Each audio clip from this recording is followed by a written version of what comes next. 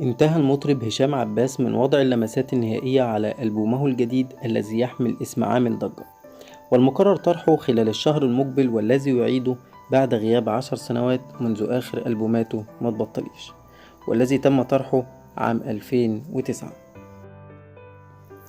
عامل ضجة الذي سيطرح في الأسواق قريبا، ويضم مجموعة متنوعة من الألوان والأشكال الغنائية المختلفة.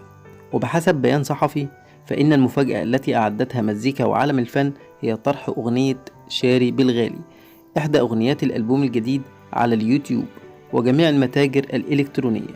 ومن المتوقع أن تحقق الأغنية ردود أفعال إيجابية لدى الجمهور.